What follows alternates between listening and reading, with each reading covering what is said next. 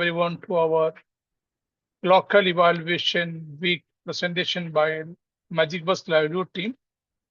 The subjects we are going to do it today is from livelihood to impact, youth-led AI for social change, and brought to you by Magic Bus of Magic Bus India Foundation as part of the Glocal Evaluation Week 2026.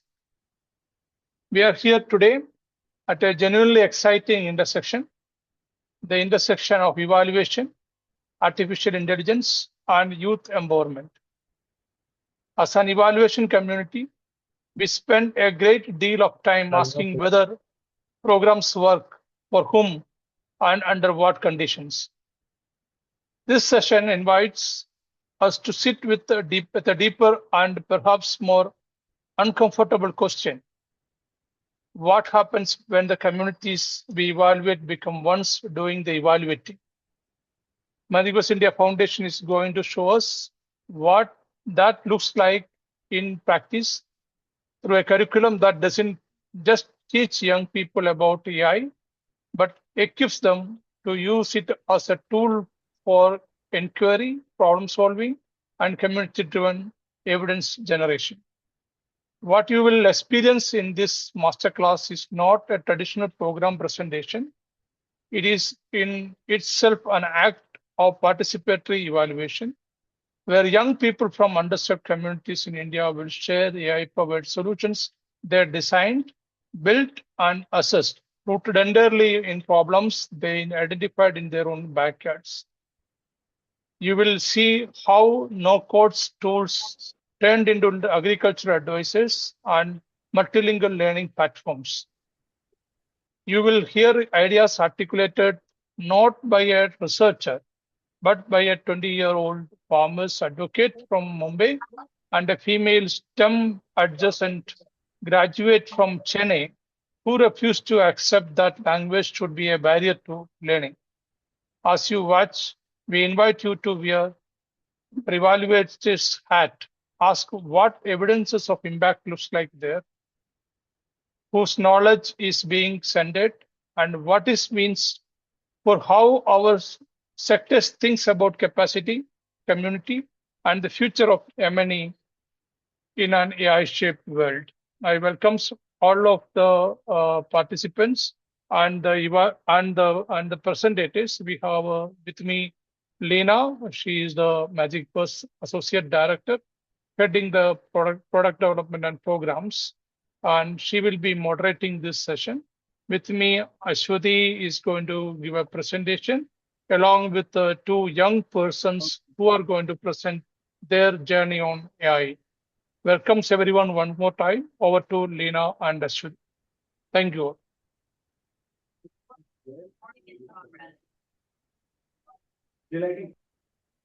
Thank you so much, Philip.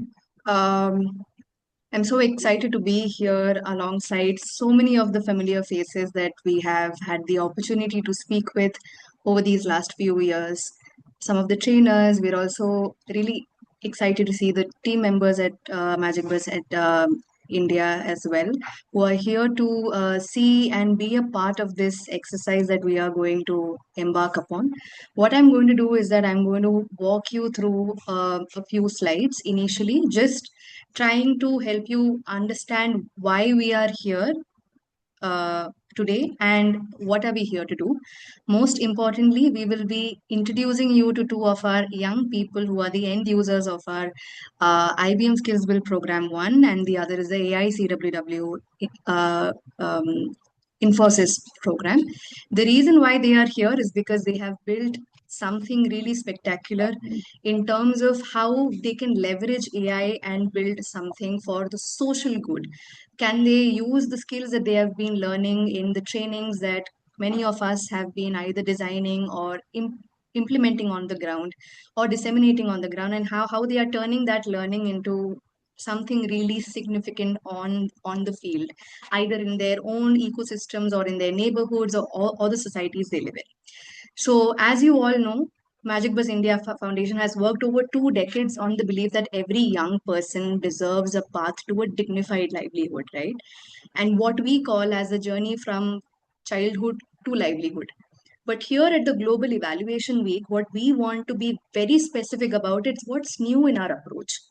And to that end, we are not just asking whether our programs work. We believe that our programs work, but the reason why we believe that is because the young people we serve, whether they can themselves become the evaluators of the program that they are undergoing, because they are the ones who ultimately use the AI tools that we introduce to them.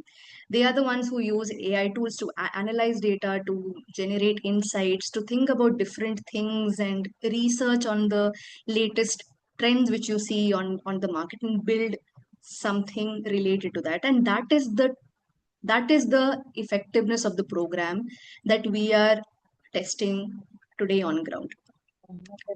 So good evaluation in our context always begins with a context.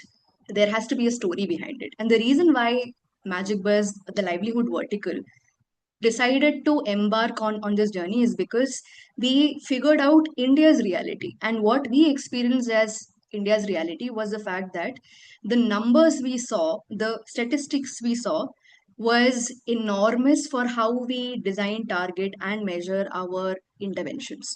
Only 1 in 5 young individual in India had accessed any of the AI skilling courses. Nearly half of them are deemed unemployable owing to whatever skill gaps or the skill mismatches which exist.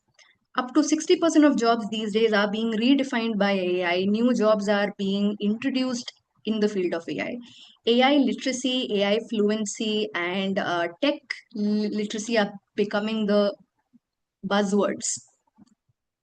Lina, Your slides are not moving, Ashwati. not If you're, moving. no, I think I can see only the Okay, okay. first slides there. Thank you for flagging that, Lina.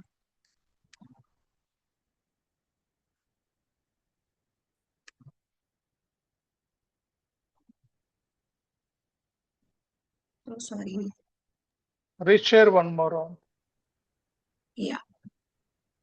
Is it better? Yes, now we can see it. Thank you. Yeah. And these statistics, which are quite shocking in itself, one of the key aspects over here is that out of the 120 million young people that are there in India, 70%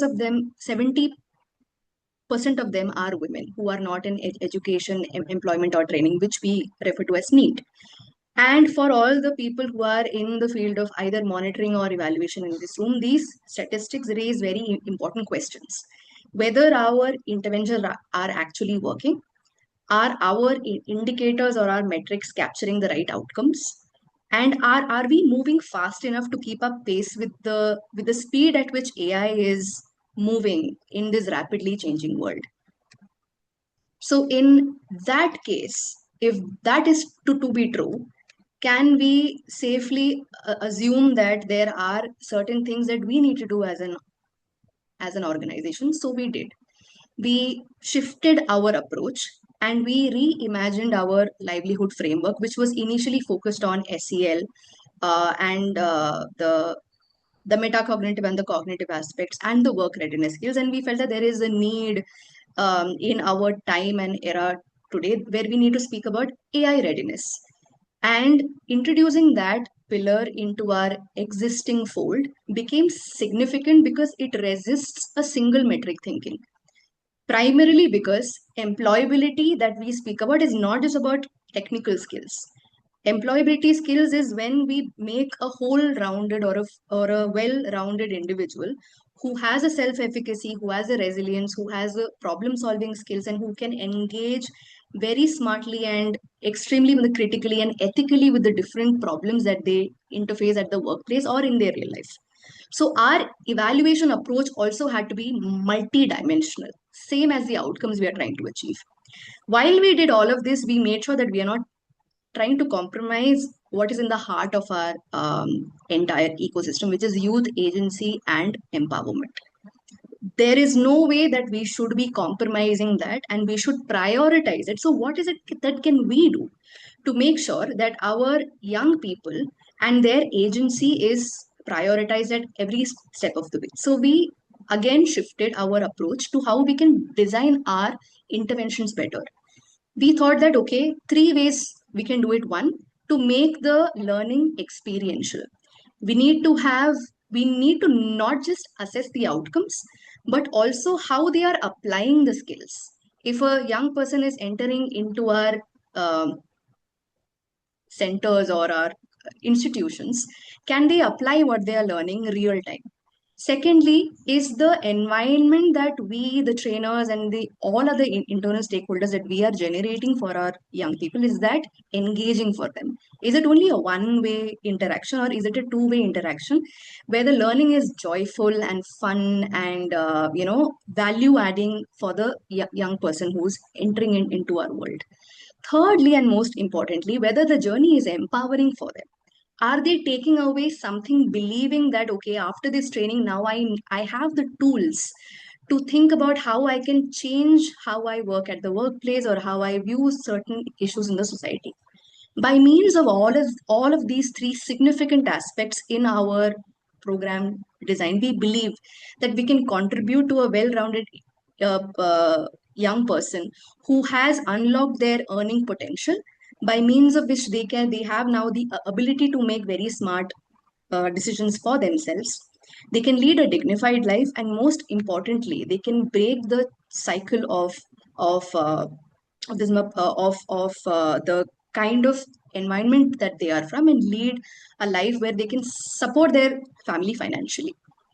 And that is the kind of impact that we are hoping for, to remind us that our evaluation horizon must extend beyond the four walls of the training spaces we are doing. And in order to achieve that, we again thought about what are the layers of the content that we need to have with our young people. They need to know, of course, AI fundamentals and the generative AI. They need to know, okay, how do chatbots work? They need to know whether they can integrate ChatGPT or other AI tools into their workplace productivity tools, whether they can use AI ethically and responsibly, and whether can they integrate the life skills which they are learning, which are 21st century life skills or workplace skills like self-awareness, resilience, empathy, problem solving, into the world of AI, and see that there is a connection between these two things, even though they may look very, very different. So can they connect these two worlds and build something that is all about AI for good? And that is how our evaluation system started thinking about how can we design all of these things very intentionally. So one of the things that we insisted on when we are designing our intervention is by asking our young people, can you use this knowledge to build something for your people or your ecosystem or the society that you're a part of? Can you build something for the people back home, right? And that shift of the question from an individual to a group concept, that really helped us to empower the learner trajectory of our young people. We started shifting it from what do you know to what can you do and for whom and why. And in the evaluation terms, this is the moment where we transfer this learning that they are doing into an actual purposeful action, where we are inviting our young people into a participatory evaluation process by asking them to identify an issue in their ecosystems, design a solution, and reflect on the impact that their solution has on the world that they live in. So we are essentially training them to think like evaluators and not just learners. And that is a significant curve for us. Reason why we are doing this is because today's global challenges demand a lot of innovative thinking. And most importantly, the Global Evaluation Week also was asking us to think seriously about whether our evaluation methods on how we evaluate our programs, whether it is fit for purpose in a rapidly changing world. Because we know that the traditional MNE frameworks, they are designed for a slower paced or a linear logical intervention. But our global challenges like uh, uh, this inequality, healthcare, education, all of this is very interconnected. It's a very dynamic concept from a systems POV. And AI is changing that. AI helps us to collect data faster. It helps us to do real time recognition of patterns which exist in the world. And also, it helps us to do more inclusive data gathering from the ecosystems that were previously very hard to reach. And young people, like the people you will be interacting with in the next few minutes, they are all digital natives. They were born with the internet, they were born with AI. They know how to use AI way better than us, because they know they have already been born into this era. And because of that advantage, they are uniquely positioned to leverage these tools to create something using no code or vibe coding. Again, another thing that pushed our logic further was that why are we insisting on no codes? Why can't it be the regular coding? From an evaluations standpoint, it is all about access and inclusion, right? Who gets to take part in the evidence gathering part where they want to do something for the ecosystem that they are a part of?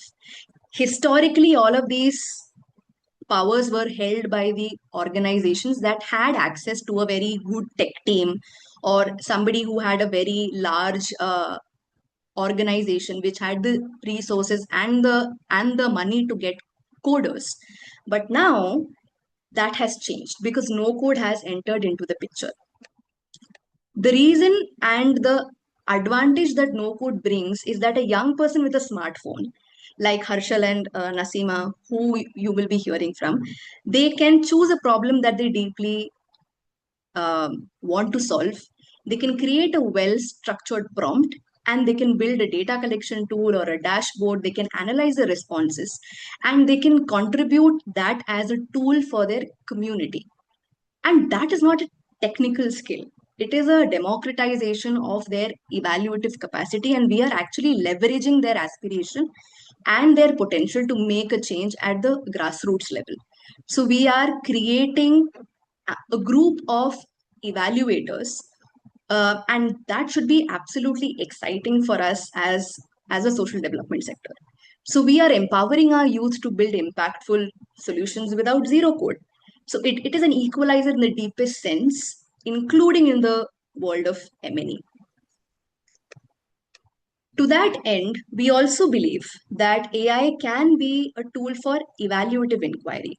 So, as we go on and as we hear from the young people who are there in this masterclass, you will hear from them as to how they structured their thought process, how they challenged a few assumptions, how they saw a couple of problems in their community and they wanted to solve it.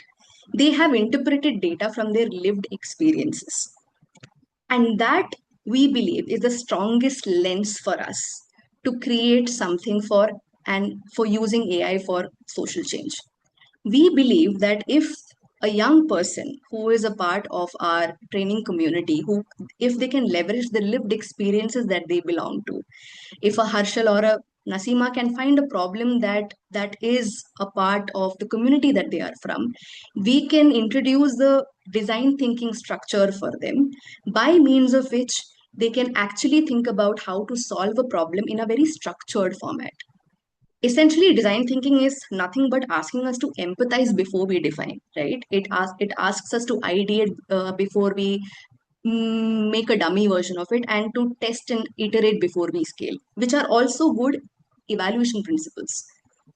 Usually, M&E is usually lashed on as an afterthought to our interventions, but we have interconnected and said that M&E should go hand in hand with the innovations that our young uh, learners are doing. So we are weaving in the weaving in the evaluative thinking process from day one itself.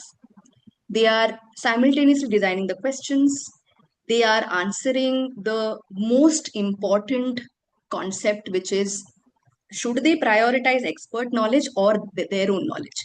And we are saying prioritize your own knowledge, but use your scientific inquiry at the defined stage to also look for evidences that can substantiate your learning. So we're not asking them to prioritize, we're asking them to choose how they want to go ahead with it and have a very sound scientific approach to it as well. And the reason why we believe all of this to be true is because we know that our young people have the potential to be the change. All they are lacking is the right opportunity to show it. They just need to be asked the right questions. They need to be given the right opportunities, and they just need to be given the right space to share what they want to do and to actually build on that. And that is why we believe that our young people are not just our end users or our beneficiaries of the program. They are the evaluators of their intervention in their own right, because they are the ones who hold the stories and knowledge that they are bringing from their ecosystems. They are the ones who are firsthand experiencing the psychological barriers, the social barriers, and the economic barriers of the parts that they come from. And they are the ones who are usually the first to notice what is missing in which part. So they are the ones who have the agency and the right to figure out how to fix that issue that they are seeing firsthand. So we are essentially investing in their agency by building on their capacity to think in the right direction, by means of which we're building a more inclusive and more equitable ecosystem for them. And with this, I will pause and I will hand it over to Nasima and Harshal. The reason why we wanted to share these two stories with you is because we want to share with you how our strategic action plan meets a real world validation. These are not simulations which we have made, they are actual solutions built by Magic Bus learners, which is grounded in the problems that they have identified in their own neighborhoods or their own ecosystems. And they have evaluated against indicators that they have helped identify. And for our larger M&E world, this spotlight offers something very, very valuable, which is how does youth-led AI, what does that look like in application? What skills were applied and what changed as a result? So I will hand it over to Nasima Begum. She is the first spotlight of our event today. She came to Magic Buzz with a very strong interest in data analysis and web development. But what distinguished her in our program was her curiosity and her drive to apply learning extremely innovatively. And for evaluators in this room, Nasima represents a profile we often struggle to capture in our data, which is a young woman who's technically qualified but is navigating a labor market that has historically excluded people like her because of a faulty STEM um system that is biased towards women. And her participation in our AI training program is a huge testament to the fact that we are doing some things right. And at the same time, it was also seeing that it is an opportunity for her to translate her existing capability into an impactful innovation. So, Nasima, over to you. Yes, thank you. So Sorry, one pleasant good second. evening to So, everyone. Ashwati, your screen isn't moving again. I'm Nasima Begum. I recently completed my bachelor's degree from CTT College for Women. I do have a strong interest in data analytics, web development, digital editing. As a computer science student, I have also been curious about how technology can be used to solve real life problems. I believe technology should not only be innovative but also useful and accessible to everyone. So during my IBM program, I got an opportunity to explore various AI tools and understand how artificial intelligence can be used to create practical solutions. The program also helped me develop teamwork, communication, problem solving, and creative thinking skills. Throughout these programs, we participated in several team activities and collaborative tasks. These activities taught me the importance of sharing ideas, in listening to different perspectives, and working together to achieve a common goal. I realized that best solutions often come from teamwork and creativity. So the trainers were highly supportive and guided us through different AI tools and technologies. During this learning journey, I explored multiple AI platforms and experimented with different tools. While exploring these technologies, I came across Medo AI, a powerful AI assisted development platform that helped me to transform my idea into a working project. Using AI powered development tools, I was able to design, develop, and improve my project efficiently. Instead of spending weeks on coding every component from scratch, AI helped me focus more on problem solving, user experience, and innovation. This experience showed me how AI can act as a powerful assistant for developers, helping them build solutions faster and smarter. In addition, working with AI tools helped me improve my prompt engineering skills, analytical thinking, and design making abilities. I learned that creating effective AI solutions is not only about coding, but also about giving clear instruction, refining outputs, understanding user needs, and continuously improving the solutions.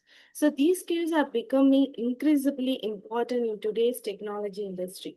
So this journey inspired me to create my project called Smart Learners, an AI-powered learning platform designed to make education more engaging, interactive, and accessible for everyone. So now let me explain the problem.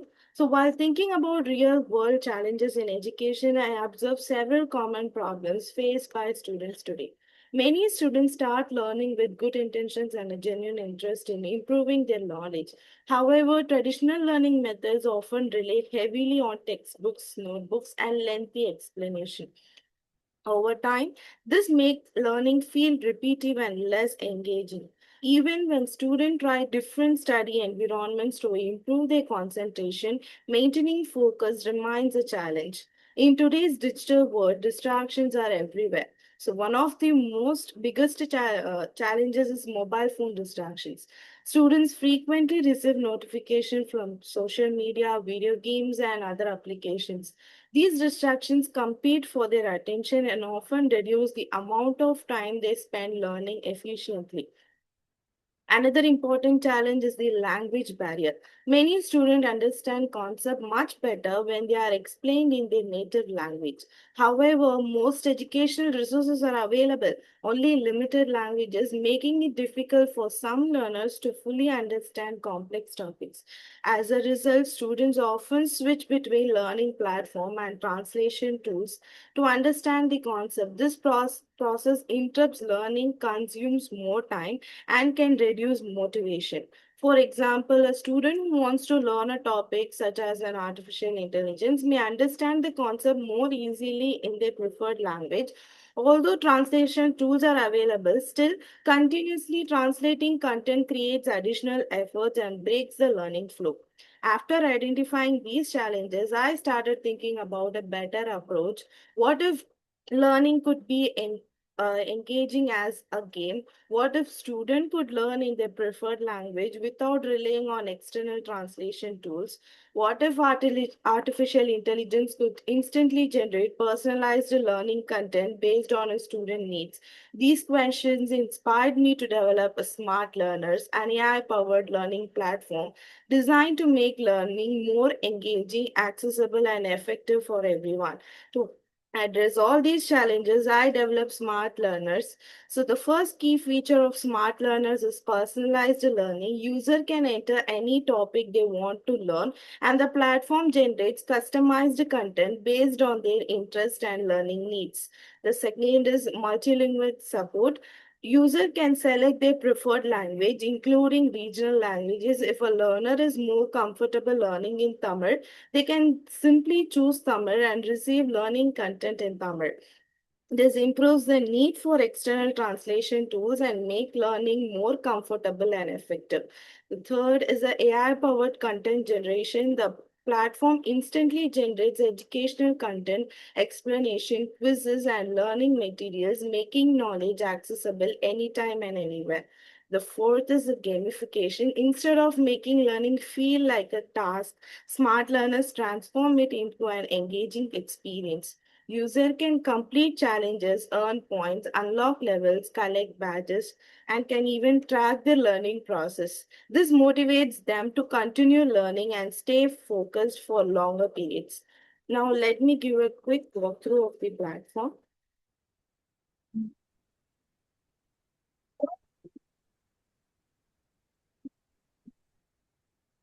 Is my screen visible, ma'am? It's loading, Nasima. Yes, go ahead. So this is the platform I created using a Me Do AI. So here the user can click learn anything option and they can just enter the topic like I'm entering AI. They can choose the level of the content they want to learn, and here is the options for the languages. If they want to, if they are comfortable with Tamil language, they can just choose, and by clicking generate button, it generates the content in a simple way, an emoji based style and a story based, and also with examples and also a summary.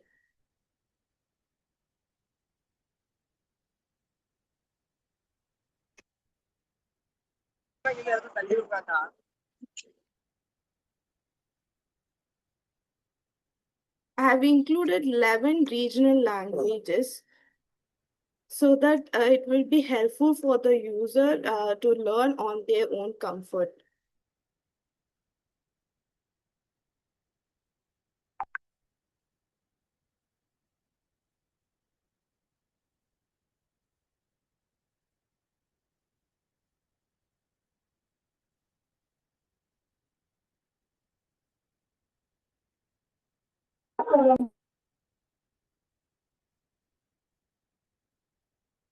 Here it is. It generated the content in simple language, and also it's generating an emoji based style, then a story based. Here it is with the emojis to make them more engaged with what they are learning, then a story based content.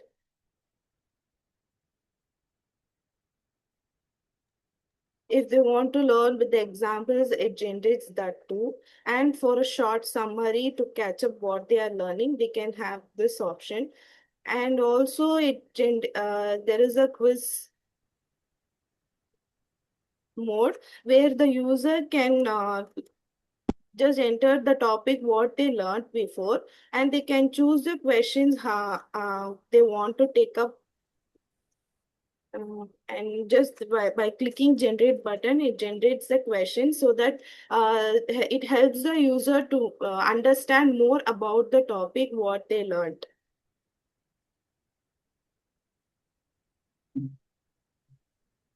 And everything will be generated in the same language what they choose.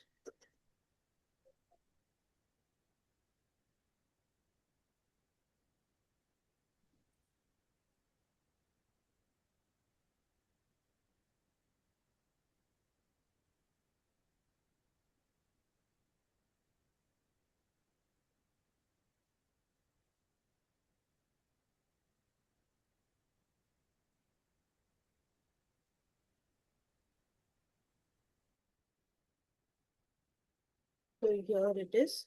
And also it has a story mode where they can learn about the topics in a story way. And also a quest mode where they can complete the challenges and earn points and powers. So it helps them to keep engaged with what they are learning. If they click on complete button, they will earn those points and they can view those things in their dashboards. And also there is a progress level. By learning they can see their progress level, and which level they are in their journey. And also after getting some using those powers and coins, they can earn badges.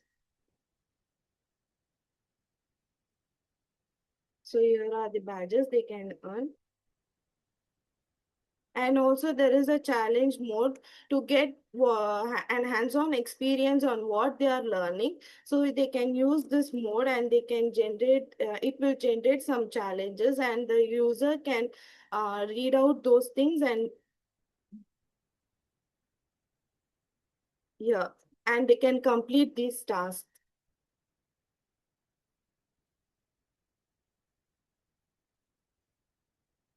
So this is what it is.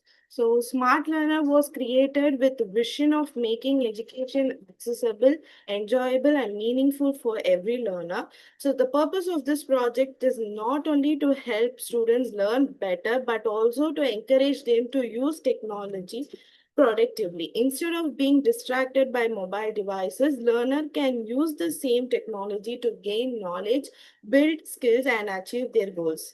So this project demonstrates how artificial intelligence can be used responsibly to solve educational challenges and create positive learning experience. So before I conclude, I would like to express my sincere gratitude to Magic Bus Foundation and IBM for giving me this wonderful opportunity. Thank you so much. Thank you so much, Nasima. Thank you.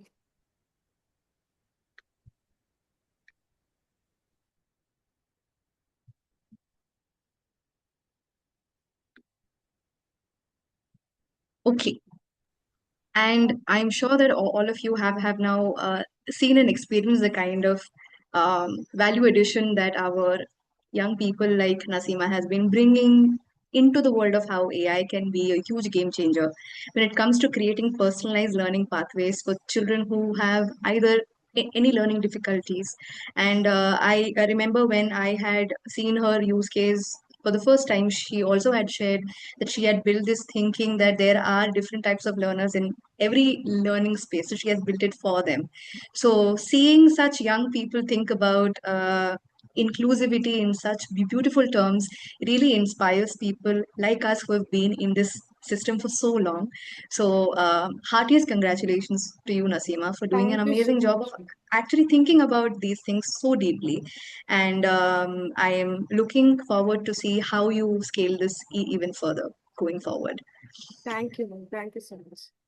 And with that, we move on to Harshal. Harshal is a BSc Com Science graduate from Mumbai.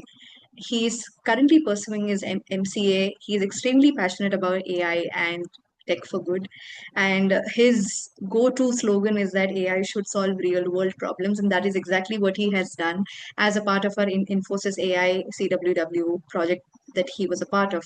And Harshal will be speaking to you about something again that he has made because he was deeply invested in a cause, and he was thinking quite a bit about what can he do as a young person to help that group to embrace much more sustainable ways of living.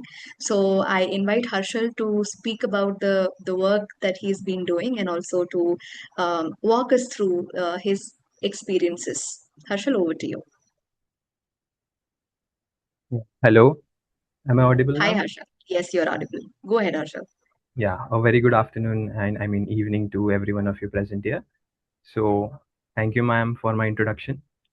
My name is Harshal, and yes, I am a BSc graduated from computer science, and I'm actually currently pursuing MCA. So, I had a technical background from the earlier as well. So, but yeah, let me tell you that I was not into very much kind of coding. Okay, I used to hate coding earlier. Yeah, the syntax and all, it was a bit heavy for me. But yeah, as the time passed, it became familiar for me. So, and yes, let me tell you that I come from a farmer's background.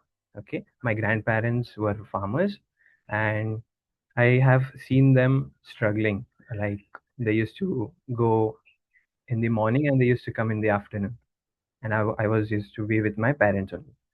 So yeah, and since I came from a farmer's background, so I have a little bit, not much, but yes, little bit knowledge about farming kind of.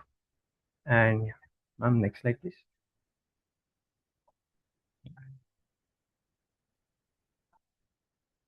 So yes, since I was in graduation, okay, so I came to know about Magic Bus Foundation.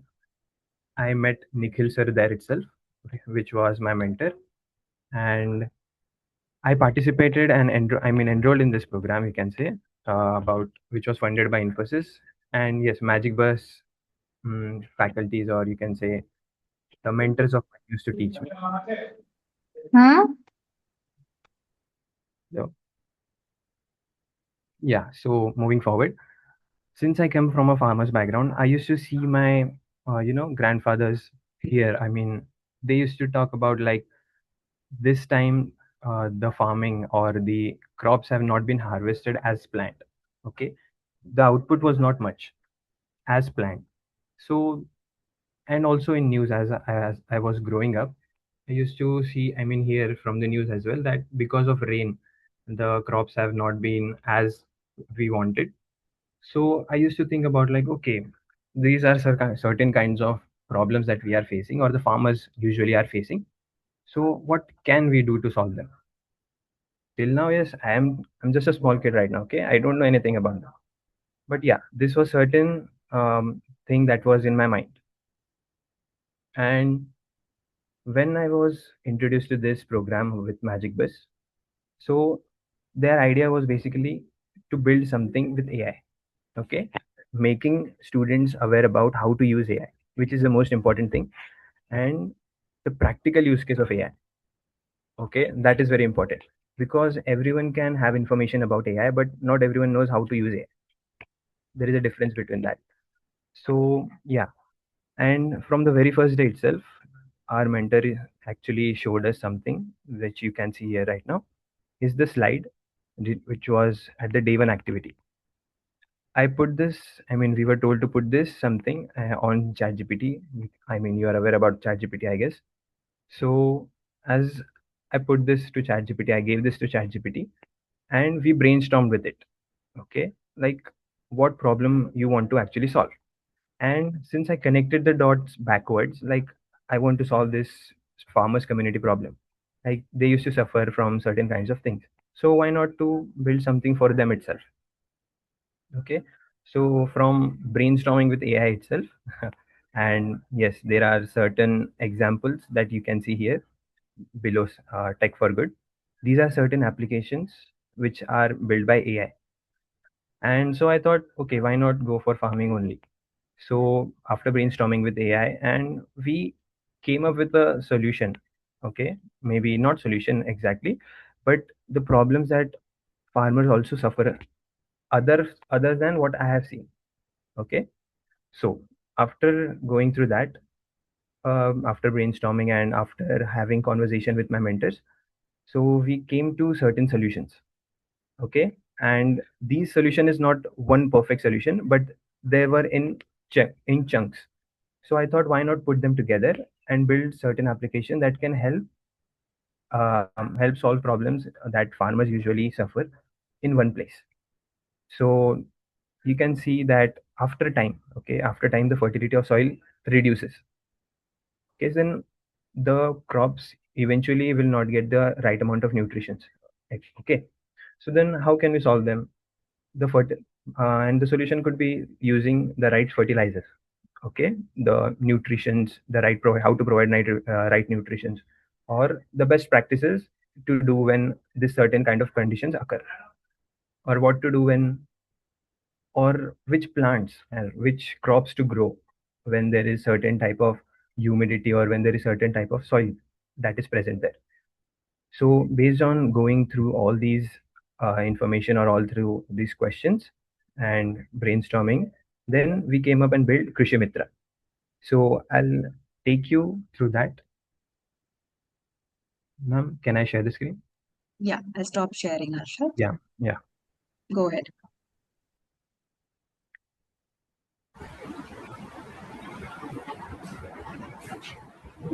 I hope you can see the screen, ma'am. Yes. Yeah. So yes, this is the application, which is AI-powered crop and fertilizer recommendation for smart farmers. Okay. Now, first thing that I would like to say is that it is multilingual. Okay, meaning it is accessible by every language that we can have here or that you want to choose.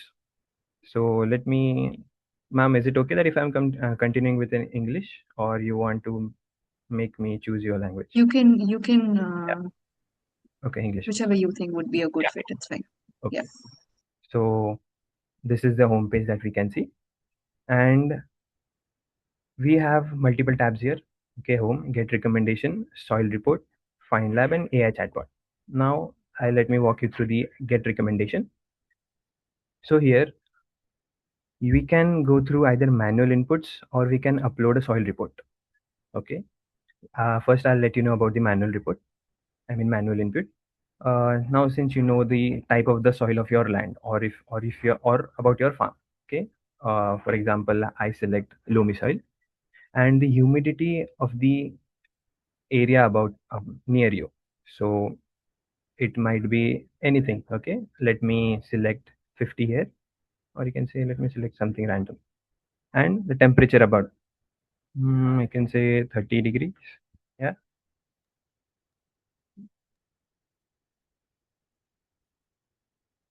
Yeah. Okay. The nitrogen content we can say medium, high, low. And yes, let me tell you that NPK, these are the nitrogen, phosphorus, and potassium. These are the three primary ingredients that are required for a crop to be grown nutritiously. Okay. So when you have the report with you and you are able to understand the report, so you can manually input them. Okay. Here I have given it as a scale. So high, medium, low. And okay, let me select high. And once all the input has been given, we can get recommendations from AI. So giving this information by myself, it suggested me millets. Okay, so based on the condition of my area or of my soil or the climate that I have in that area, this crop is suitable. Okay, this crop is suitable, and yes, it has also recommended me a fertilizer, urea and single super phosphate, SSP. So yes, this is the recommendation that we have received. And if a farmer thinks that no, this is not something that was expected, or this is something that has helped me, so I can share a feedback. My name is Harshal, okay? And yeah, this is what he has recommended me. So yes, helpful, and I'm giving certain stars to them. Additional information if you want to. Let's say hi.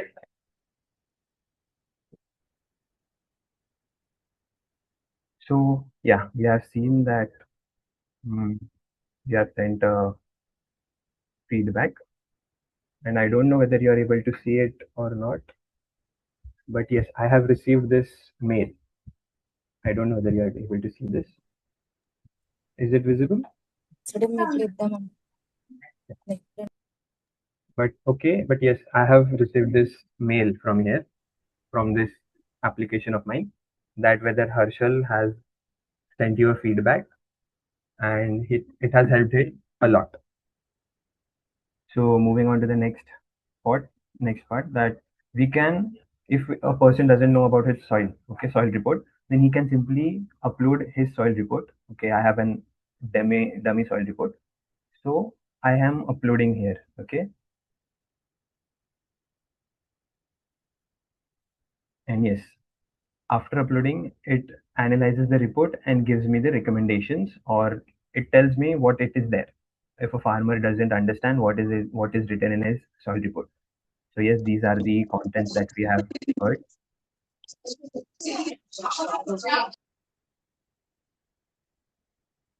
So yes, and based on this, we can also go further for the crop recommendation. And another one is, what if a person doesn't have his soil report? So he can go and select the area near him or the place where he resides. So he can get the nearest soil lab and get his soil report done by the sand soil, or the sample soil. He can take it to this place, who lives in Saptapur in Karnataka. So this is the place, and yes, it is actual place. It is not just a random name, but yes. So that's what about soil testing lab, and this is an AI chatbot we can hear. So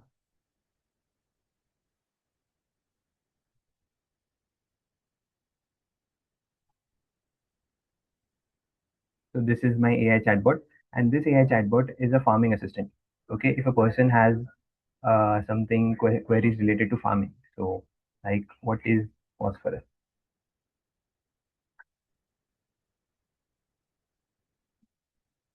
So the AI will understand, and if a person wants to gather information about this particular thing, so he will be able to get the information about it. It's an essential nutrient about plants. So yeah. So that was a complete overview about my project. So ma'am, over to you. Thank you so much, Harsha. I'll just share my screen again. Harshal, may I request you to stop sharing?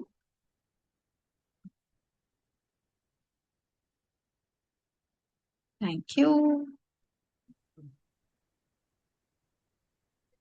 Okay, so I think all of you have seen the kind of incredible use cases that our young people have built when things are not limited by, the opportunities which they are seeing. They are actually leveraging AI to build on that and think about how they can use this AI to build something of value either for themselves or the communities that they are a part of. So they took what has been introduced to them during the training, be it the fundamentals of AI or the Gen AI or prompt engineering or how to do basic API integrations, how to build no code AI tools, how to do vibe coding or any rapid prototyping, and they are taking that to build something for good and doing something really spectacular for the societies that they're a part of. So this real world AI implementation is what Magic Bus has been striving to do in the last 1 year, and of course going forward as well. Just to wrap up, the kind of things that we are hoping for going forward is the fact that there is a shift from the traditional monitoring and evaluation frameworks, as I spoke to you about earlier. Like, even when you are evaluating social change in the age of AI, we are moving away from a redundant pattern where everything was expected to be done manually, or where patterns were very difficult to be seen. It was slow. There were only limited voices because manual reaching these different stakeholders manually was a huge task. But AI has sort of simplified all of those channels quite significantly, which means that we can reach the last mile youth very easily.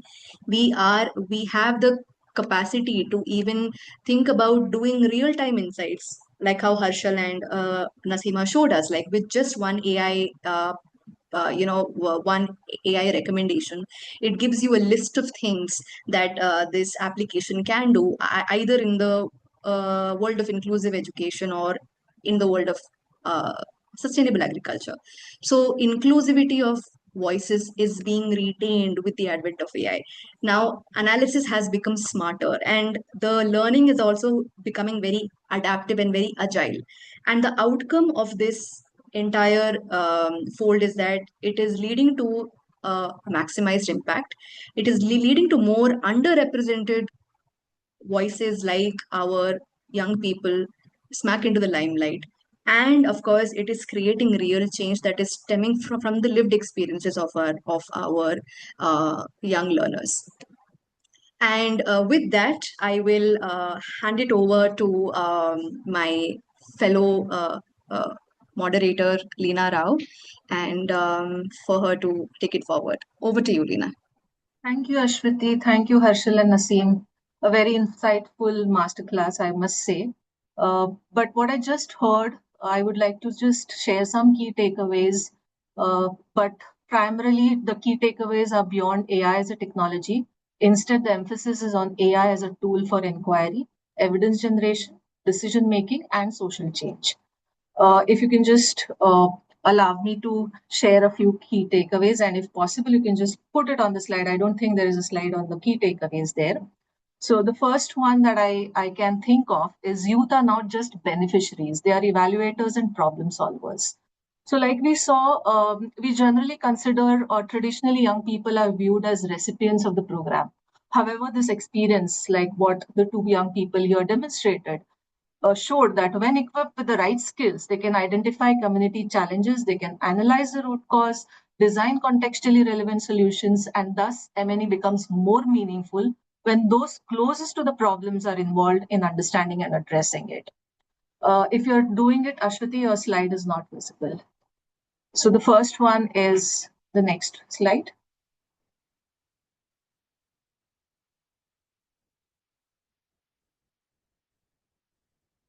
Okay. Yeah, thanks. This is visible. The second point that I would like to highlight is AI can strengthen evaluative thinking and not replace it, because we all fear that AI is going to replace us in one way or the other. But the true value of AI lies not in generating answers, but in helping young people ask better questions, analyze the information critically, identify patterns, test assumptions.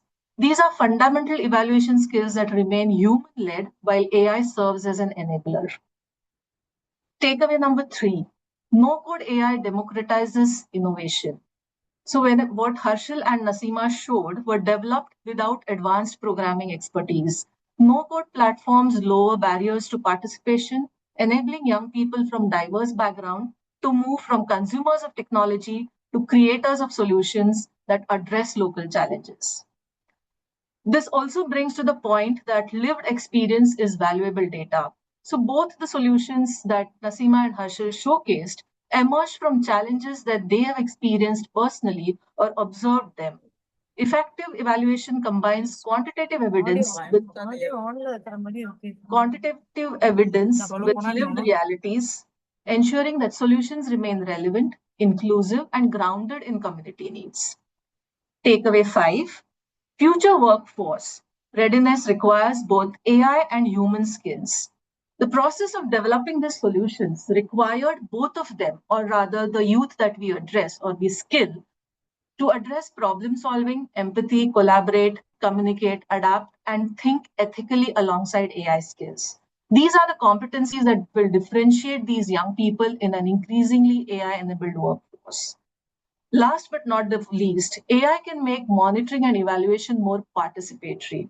As evaluators and practitioners, we have an opportunity to use AI not only for efficiency but also for participation.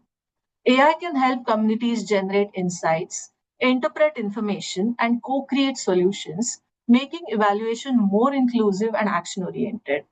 So, these are some of the key takeaways that I could think of while listening to what Ashwati, Nasima, and Harshal just spoke about or shared with you all. Finally, today's session was not about teaching young people how to use AI. It was about enabling them to observe, question, analyze, and act on issues that matter to their communities. At its core, that is what monitoring and evaluation seeks to achieve, using evidence and reflection to drive meaningful social change. AI simply gives us a new and a powerful way to do so. So that's all from Magic Buzz this side. I would now like to invite any questions that the audience has for us.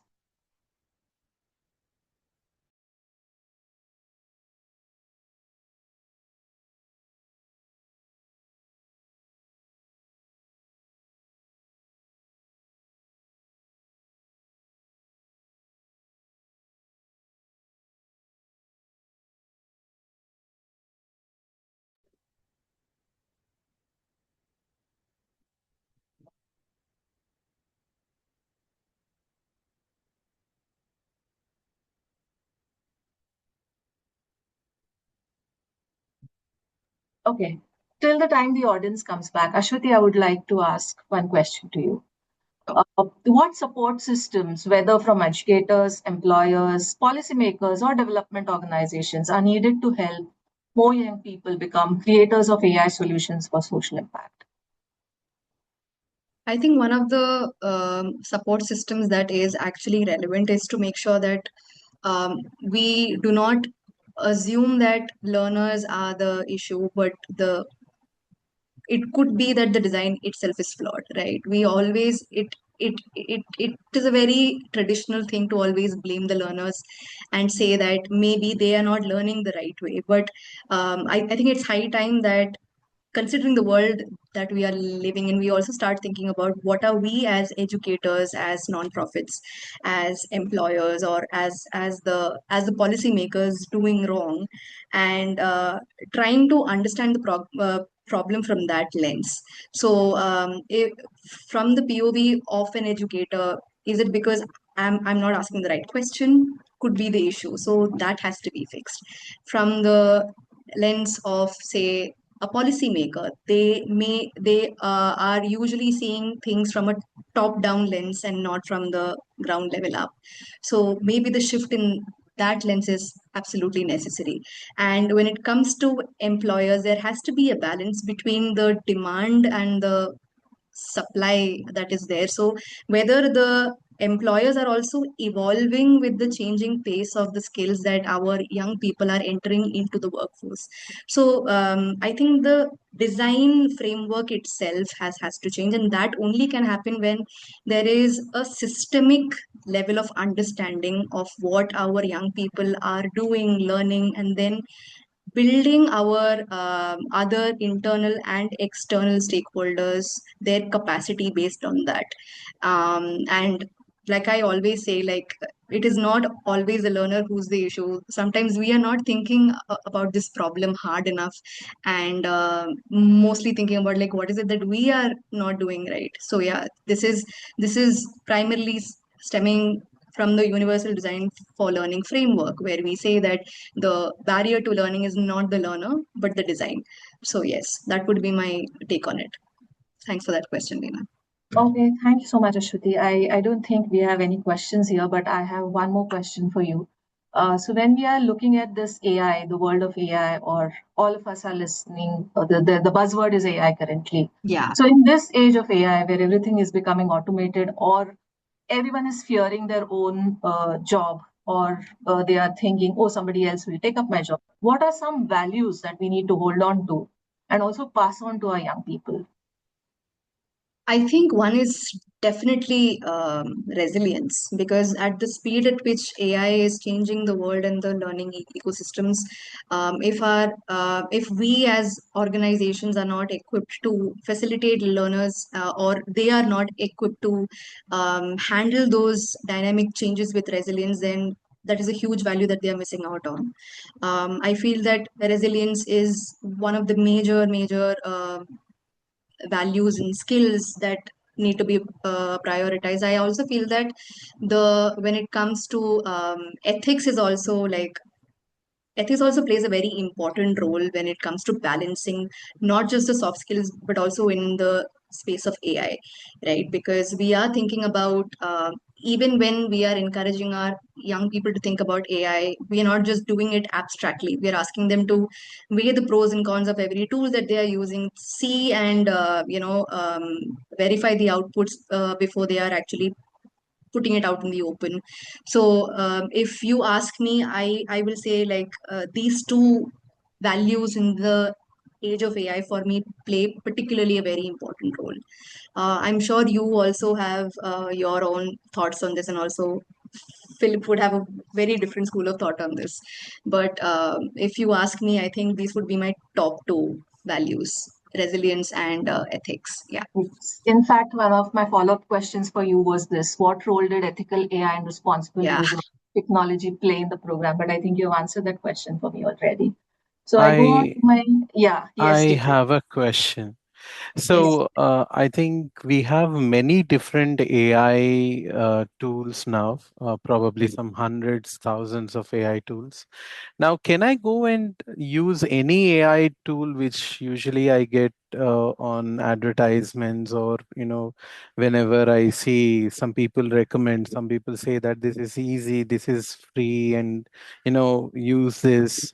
We have like something new, right? So should we go and trust only the Chat GPT, Claude, or certain, few AI tools, or can we go and explore other AI tools which are like free? And then, yeah, I have that question. So I would say that experiment with a lot of caution. Of course, see, because as the access, and as I said, then because the democratization of AI and open source AI has been happening quite a bit, experimenting with caution would be the key. There are even native tools like in Indian tools also that are also entering into the fold. We have Sarvam AI, we have Whisper Flow again, which is a tool that is made by an Indian, which is like right now a huge buzzword in the world of AI. So keeping all of these things in mind, I would definitely say that keep an open mind if you feel that it serves the purpose that you want to work on.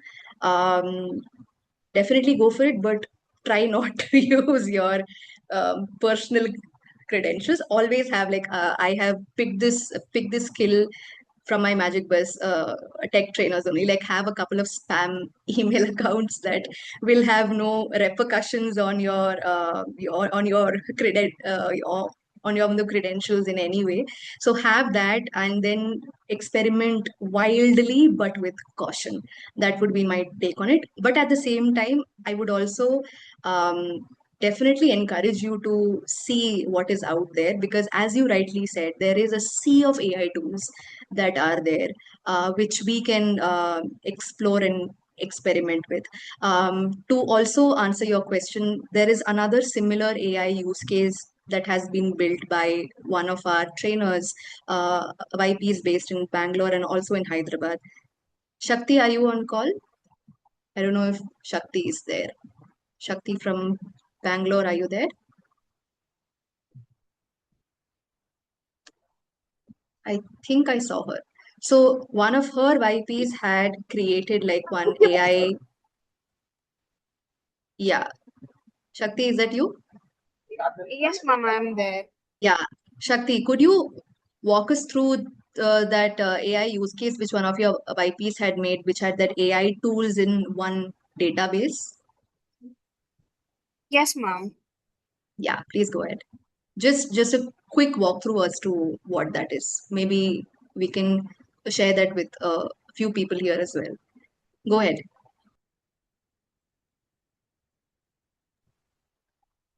You can just speak about it meanwhile while you look that up. It's fine. So like the YP find it, so it will be difficult to find each and every AI tool in different web pages or different pages. So that's the reason she came up with an idea of I need all the AI tools in single uh, platform. So, which includes AI tools for creating websites, for creating, generating videos and photos, for creating PPTs. So, which included every single AI tool. So, which does different tasks.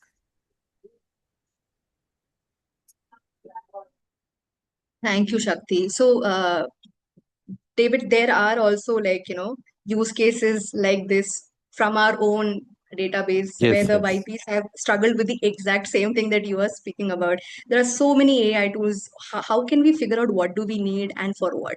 So they sort of categorized it into need based or task based, one for image generation, one for productivity and things like that, and then they sort of consolidated all of the links on one portal. So if Ashwati wants to look for tools related specifically to only image generation, it will give me a filtered list of verified AI tools that I can safely experiment with. So I think also I think we are at a place right now where we just have to think it and we can now build with AI. So if you feel that you are being limited by something you're not able to figure out, just like these YPs have done, just build that solution for yourself, I would say. Sure, sure, sure. Thank you. Thanks a lot, David, for that question. Really appreciate it. Thanks, Shakti. Yeah, I'll just like to add, thank you, Shakti, thank you, David. To what Ashwati really said, it's there are a lot of tools out there. It's just that we try and figure out which tool supports our requirement, else build one for ourselves. Because it's now with a no-code AI tool, you can just write a prompt and build something for yourself. Yes. With that, Ashwati, I will ask one more question to you. Sure. What indicators would you use to evaluate the social impact of these AI-powered solutions if they were implemented at scale? Uh, so whenever I am speaking to these young people for the events that I've met them for, one of the things that we do prioritize is to figure out whether they have understood why they have built it. So understanding the rationale for why do you want to do this. So have they done a clear need assessment? I always feel that there is a difference between felt need and felt need and an actual need. What we feel that our ecosystem needs may be not what they actually need.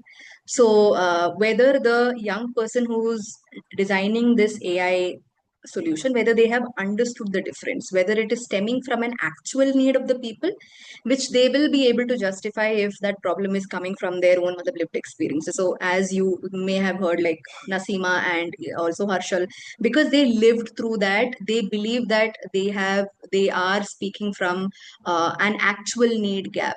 So that is a kind of clarity and an indicator I would definitely prioritize if an innovation is scaling.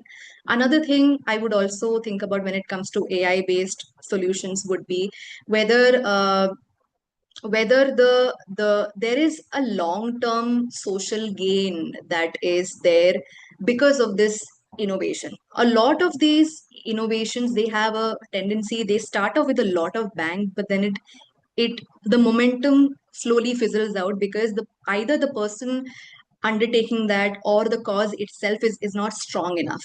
So can that cause, or is the person, or is the entire idea strong enough that it can withstand multiple sustainability cycles, would be another thing I would weigh as an indicator of its effectiveness.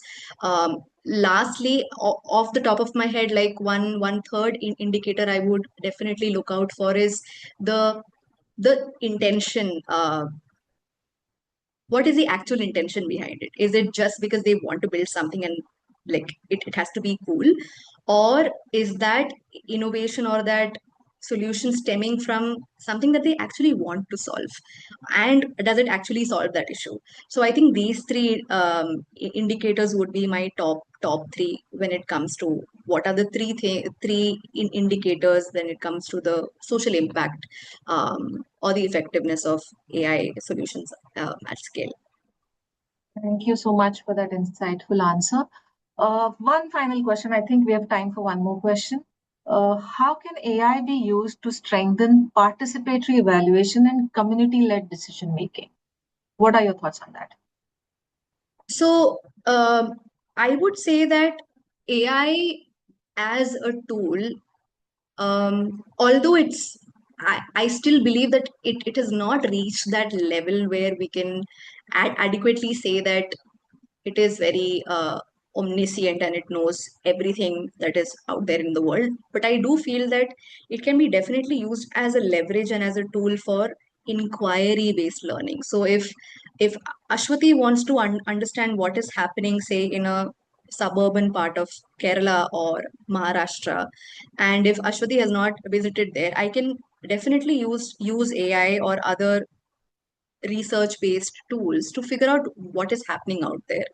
I may not now rely on the traditional ways of gathering knowledge. I can now just type a good prompt, type an effective prompt, or alternatively create a project on Claude or create a knowledge repository on ChatGPT or a highly strong agent on Gemini, and I can make all of these things happen. So I think the turnaround time on responses and the kind of things that we want to know, that builds our curiosity and that satisfies our curiosity, is happening very very quickly, which I feel is really good for people who are in, innately curious, like who just want to know more or who are very hungry for knowledge, which is a huge thing, in my opinion, for people who have that aptitude to learn and who have the learning mindset, who always want to keep experimenting with things. At the same time, I also feel that AI can become I feel that AI can act as a good mirror if you are, whether you are doing the right things the right way, especially when you have the ethical lens. Often than not, it is very natural for us to gravitate towards AI, to just ask a random question, and again, this is counterproductive to my earlier statement as well, that urge to scratch that itch becomes very easy with AI. But at the same time, do we also balance it with our genuine curiosity and look out for research papers, read more books, and review more articles, go out and speak to people. Are we building that social intelligence? Are we building that emotional intelligence? So I think AI is testing these two lines very, very delicately, for me, the way I see it. And it all depends on the user. Like, again, like something which I keep saying to everybody I meet, like it depends on you as the user. How do you want to use AI? Do you want to use AI, rely on it completely, or do you want to use AI to figure out what are the things that you can know with AI, and what are the things that you need to go that extra mile for as a user? So for me, it's like a win-win situation. I don't think AI is the ultimate solution for us as human beings, but yes, um, human intelligence, AI is like, for me right now, human intelligence is way higher than AI still.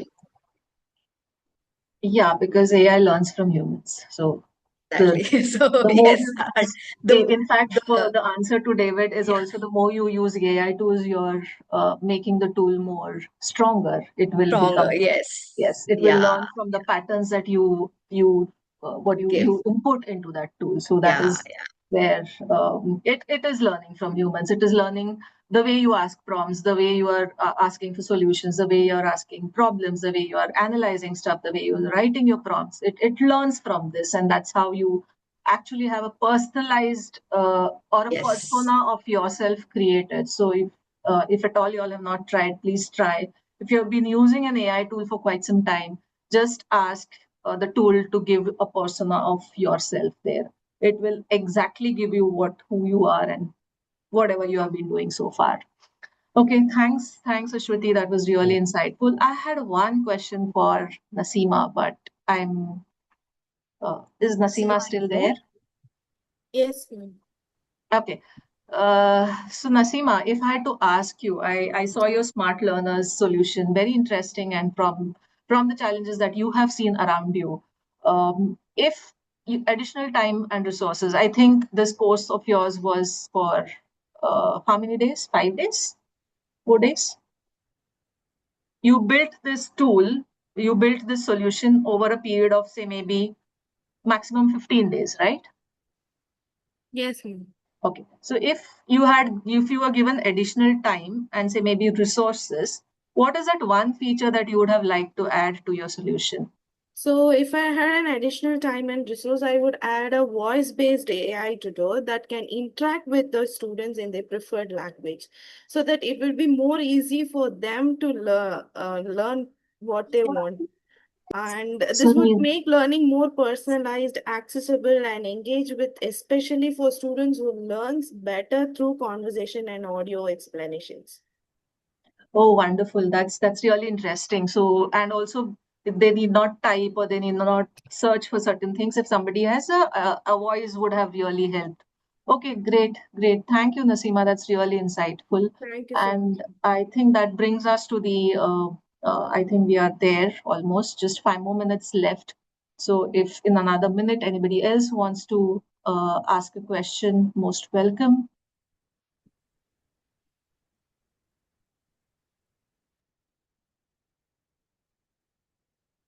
Harshal, are you there? I think I'll ask a question to Harshal if Harshal is around. Harshal, are you there? Yes, ma'am. Has he Yes, dropped yes. off? No, Yeah, yeah, ma'am. Harshal, one quick thing to ask. So, can you tell me how has this no-code AI training helped you as a young person? And after you answer, Nasima, if you also could answer this question, how has this no-code AI training helped you as a young person? What are some advantages or even some limitations that it has shown you now that you are exposed to it? Um, Ma'am, actually, no code AI tool has helped me a lot. Okay, and I'll tell you why. The earlier people for making such kind of applications, people should, used to have a lot of knowledge about coding. Okay, they should, and actually, it was very hard earlier. But now, with just simple prompts, or you can say with just English. Okay, you type to the AI applications and it starts building on runtime. That is the best thing that is currently happening right now because of the advancement of the technology. And one more thing I would like to say is that these are just the tools. Okay, the main thing that we have is our brain. Okay, if you are able to think in the right direction, these tools are just to help you to reach to the conclusion that we are not able to reach. Okay, these tools can help you get to the destination, but these are not the destinations, right? So that was something I felt, and that was something I shared. And during this journey of the thought that I had, also used to brainstorm with Nikhil sir. Yeah, because the idea that we used to, brainstorm with each other, what if that we could inculcate this thing into our project, it would be good, right? So Nikhil sir has been a big helper in that. So thank you, Nikhil sir, if he is there. Yeah. Thank So you so much, Harshal. yeah, thank you, Magic Bus as well. Thank you so much, Harshal. Nasima, do you want to add anything to what Harshal said on how you feel no code AI training helps you or places you with an advantage, or maybe even at a disadvantage, whichever way you see it?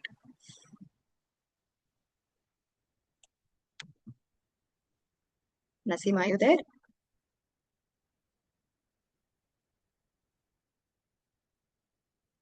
Okay, I think we have lost Naseem. I think we can wrap up. Thanks so much, Lena.